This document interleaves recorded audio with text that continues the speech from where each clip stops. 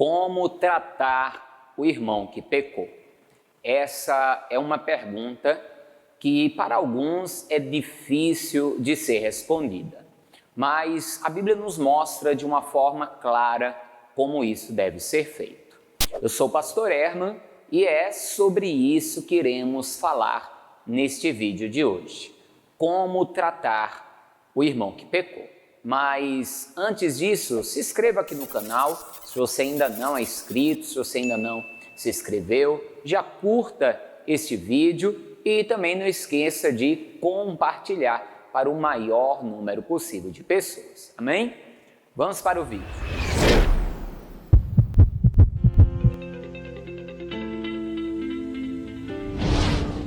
Como tratar o irmão que pecou? Neste vídeo, iremos falar como a Bíblia nos ensina a tratar o irmão que pecou e não os ímpios. Primeiro, temos também que entender que neste vídeo não trataremos de pecados específicos e de questões que tenham que ser tratadas com mais detalhes e cautela. Mas iremos ter uma visão geral de como agir diante de um irmão que pecou ou que esteja em pecado. Precisamos também lembrar que existe uma diferença. Existe aquele irmão que pecou e nos procura para confessar o seu pecado e aquele que descobrimos que pecou ou que está na prática do pecado. Alguns irão defender que nós não temos nada a ver com o pecado do outro e que não devemos julgar o irmão. Devemos apenas tratá-lo com amor e deixar Deus trabalhar. Mas iremos ver o que a palavra de Deus nos ensina e não o que achamos ou pensamos. Veja o que o próprio Senhor Jesus, o Logos de Deus, ele diz. Ora, se teu irmão pecar contra ti, vai e repreende-o entre ti e ele só. Se te ouvir, ganhaste o teu irmão. Mas se não te ouvir, leva ainda contigo um ou dois, para que pela boca de 2 ou 3 testemunhas toda a palavra seja confirmada. E se não as escutar, dize-o à igreja. E se também não escutar a igreja, considera-o como um gentio e publicano. Mateus 18, do 15 ao 17. Veja aqui alguns detalhes daquilo que Jesus falou. Primeiramente, Jesus fala, se teu irmão pecar contra ti. Nesse caso específico, a pessoa, alvo da atitude pecaminosa, deve procurar o pecador e expor diante dela a situação. O que aconteceu? Deve dizer-lhe, por exemplo, você pecou contra mim, expor a situação, contar o que aconteceu. Mas entenda que esta atitude não deve ser motivada pelo sentimento de vingança ou de sede de justiça, mas pelo amor. Pois Jesus completa que se o irmão que pecou der ouvidos à repreensão, então este irmão que pecou é ganho, ou seja, o irmão que havia pecado reconhece o seu erro, se arrepende e assim é perdoado, sendo isso ganho para o pecador, para o que sofreu com o pecado e de certa forma para Deus, para o reino. Mas se o irmão que pecou não reconhecer, aí sim a situação deve ser compartilhada com outros irmãos, 2 ou 3, como Jesus fala. Não para ficar falando mal do irmão que pecou, para que agora esses irmãos unidos e movidos por amor tentem levar o irmão que pecou a reconhecer seu erro, se arrepender para assim ser perdoado. E ao mesmo tempo, esses irmãos passaram a fazer parte dessa situação, servem também como testemunhas de que foi dada ao irmão que pecou a oportunidade de se arrepender. Sempre o foco é o amor, é salvar a alma. Lógico que em agir de acordo com o que Jesus ensinou, ele estará trabalhando na situação. Jesus ele mesmo afirma isto na continuidade do texto, que logo mais nós iremos ler. Pois nós, em particular, não temos a condição de convencer o homem de pecado. É Deus quem faz isso. Por fim, se o irmão que pecou não quiser se arrepender, o caso deve ser levado a conhecimento da igreja. E se ainda assim o irmão que pecou não quiser se arrepender, não deve ser tratado mais como irmão, como parte da família. Deve ser tratado como gentil, publicano, como ímpio.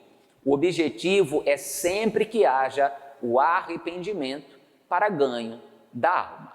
E neste contexto é que Jesus diz algo que é muito usado fora do seu contexto. Eu mesmo já usei várias vezes. Veja a continuidade do texto disso que nós estávamos lendo. Veja comigo. Em verdade vos digo que tudo o que ligares na terra será ligado no céu, e tudo o que desligares na terra será desligado no céu. Também vos digo que se 2 de vós concordarem na terra acerca de qualquer coisa que pedirem, isso lhes será feito por meu Pai que está nos céus. Porque onde estiverem 2 ou 3 reunidos em meu nome, aí estou eu no meio deles. Mateus 18, do 18 ao 20. Então veja que se o perdão for ligado na terra, será ligado no céu. Mas se não há o arrependimento, o irmão for desligado na terra, será desligado no céu. É nesse contexto que Jesus fala de 2 e ele presente. Pois tudo foi feito como Jesus ensinou, e aí ele estará ali no meio, autorizando e confirmando tudo, e até gerando o arrependimento. Você pode ver que o assunto do perdão, inclusive, continua no texto. Leia comigo. Então Pedro, aproximando-se dele, disse: Senhor, até quantas vezes pecará meu irmão contra mim, e eu lhe perdoarei? Até 7? Mateus capítulo 18, 21. A resposta do Senhor Jesus você já conhece, mas leia comigo. Jesus lhe disse: não te digo que até 7, mas até 70 vezes 7. Mateus 18, 22. Ou seja, enquanto houver arrependimento por parte do irmão que pecou, deve ter perdão da nossa parte. Mas talvez você pergunte: e se não foi contra mim o pecado? Se eu apanhei alguém em pecado? Veja comigo o que Paulo ensina aos irmãos da igreja na Galácia. Veja comigo. Irmãos, se algum homem chegar a ser surpreendido em alguma ofensa, vós que sois espirituais, encaminhai-o tal, com espírito de mansidão, olhando por ti mesmo, para que não sejas também tentado. Gálatas capítulo 6, versículo de número 1. Veja que para o bem do irmão pecador e para o bem da igreja, ainda que o pecado não tenha sido cometido contra nós mesmos, devemos tratar da situação. Como Paulo ensina, com espírito de mansidão, mas devemos procurar o irmão pecador e confrontá-lo, falar com ele a respeito do seu pecado. Não podemos nos omitir e, principalmente, os líderes. Lembre que estamos falando de irmãos, pessoas que fazem parte da congregação.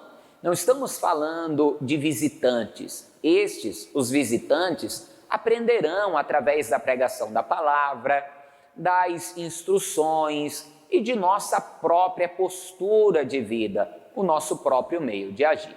Esses ainda passarão um dia pela regeneração, serão tratados pelo Espírito Santo e julgados pelo próprio Senhor. Mas aqueles que já fazem parte da igreja, como disse, não podemos nos omitir, e principalmente os que são líderes não podem se omitir. Isso é tão importante que Jesus levará em conta a forma como tratamos dos irmãos que permanecem no pecado. Veja o que ele diz a duas das igrejas da Ásia. Veja comigo, ele vai falar com a igreja de Éfeso e também em Tiatira a respeito de um assunto muito semelhante. Veja em Éfeso: mas você tem a seu favor o fato de que odeia as obras dos nicolaítas, as quais eu também odeio. Apocalipse 2,6. Agora veja o que ele falou à igreja de Tiatira: tenho, porém, contra você o fato de você tolerar que esta mulher, Jezabel, que se declara profetiza, não somente ensine, mas ainda seduza meus servos a praticar a prostituição e a comer coisas sacrificadas aos ídolos. Apocalipse 2,20. Dois casos opostos dentro das igrejas. E o que podemos aprender? Veja, uns eram contra e outros toleravam. O que devemos aprender? Devemos aprender que precisamos ser contra as obras pecaminosas, não contra os pecadores em si, pois eles podem ser levados ao arrependimento. Por isso devemos conversar com eles e tentar ajudá-los a sair do pecado. Porém, se insistirem no pecado, não devem ser tratados mais como irmãos. Paulo trata, inclusive, deste mesmo assunto com os irmãos de Corinto, porque algo semelhante estava acontecendo lá. Veja comigo: já por carta vos tenho escrito que não vos associeis com os que se prostituem. Isto não quer dizer absolutamente com os devassos deste mundo, ou com os avarentos, ou com os roubadores, ou com os idólatras, porque então vos seria necessário sair do mundo. Mas agora vos escrevi que não vos associeis com aquele que, dizendo-se irmão, for devasso, ou avarento, ou idólatra, ou maldizente, ou beberrão, ou roubador, com o tal nem ainda comais. 1 Coríntios, capítulo 5, do verso 9 ao 11. Veja, há uma tolerância maior com o ímpio, porque ainda não conhece a Deus, do que com o irmão que anda em pecado, daquele que é advertido e quer continuar pecando.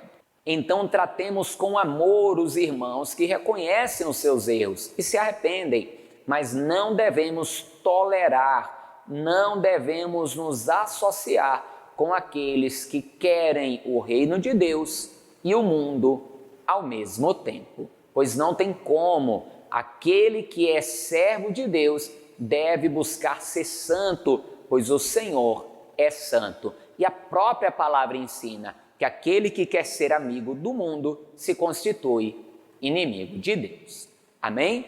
Vou ficando por aqui neste vídeo. Já curta, compartilhe, se inscreva aqui no canal e também deixe o seu comentário aí abaixo sobre esse assunto. O que você pensa? Como você entende? Deixe seu comentário, será um prazer para mim saber o que você pensa. Um forte abraço, a paz do Senhor e viva Ele, e viva Jesus!